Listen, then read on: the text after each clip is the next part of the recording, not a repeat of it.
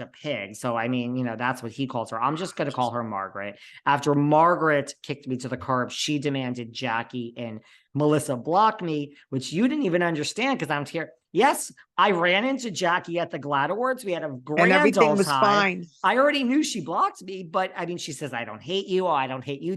This business is so fucking crazy. Let's have a drink, wild. Jackie. Have a great night, Jackie. I mean, it's not like I expected to be unblocked. Yes, like we had a very lovely exchange, even though she blocked me, which Listen, is okay. Could you imagine someone telling me to block anyone? Like, Same here, sweetheart. David and I are very close. Okay. We've had our spats with people. Okay. And we bonded together, whatever. But I would never call David on some random bullshit and say, block so-and-so and block so-and-so because I had an issue with them. No. I mean, there are people that we talk together and we're mutually saying them, we're going to block them. Okay. But who we just spoke about recently, which we're not going to bring up their name. But I would never, no one's going to tell me who to talk to, who not to talk to, who to block, who not to block. And no one's going to tell David that. We might come up with a mutual agreement that we dislike someone enough to both block them, but we're not good. That's not what we do. So, although back when I was starting my listening career, to Margaret, I think you better get your own.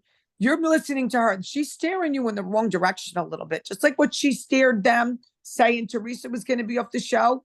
I don't think so. Well, yes and yes. I just look.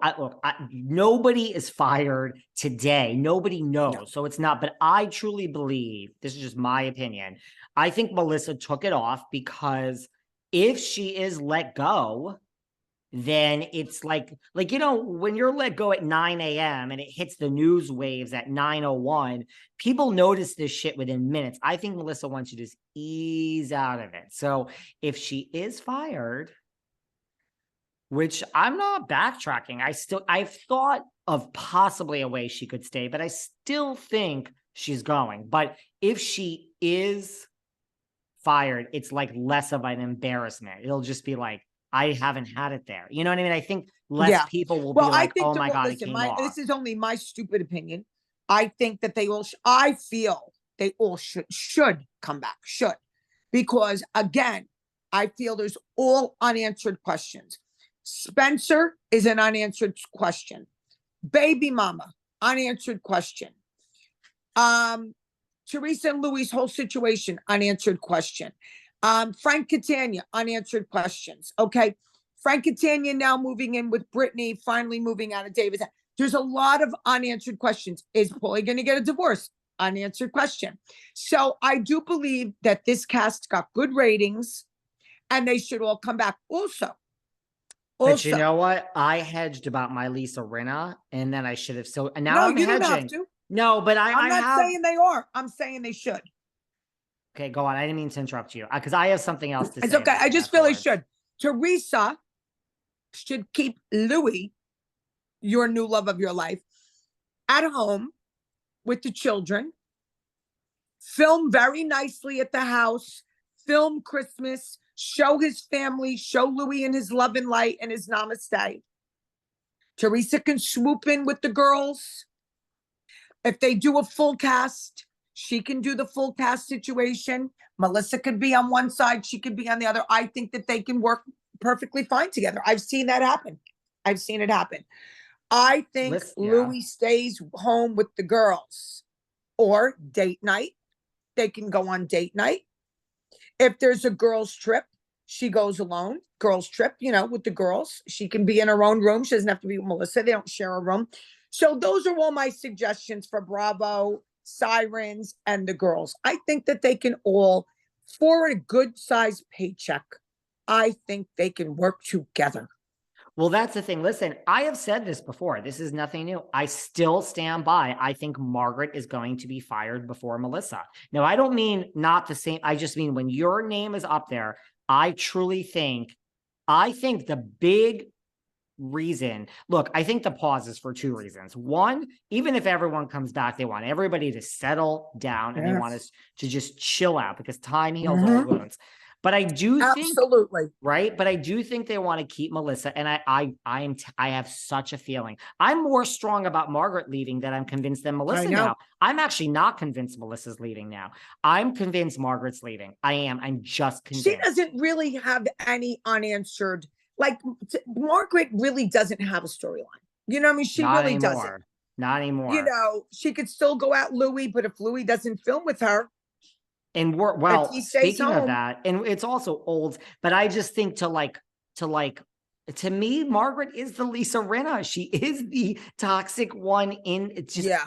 I'm telling you, Kim, I feel it. That I really feel. Okay. But here's something I heard. Now, I don't know if this is true, but I heard, I mean, God, if she's this stupid, God, I mean, I always said Margaret's not a stupid woman, but if this is happening, if there's a police report that's not based on anything, and now I heard something else stupid. I heard that she's going to Bravo, that she's been going to Bravo and saying, do you see what happened on that couch? I was threatened. I no longer feel comfortable filming with Louis. I heard that too.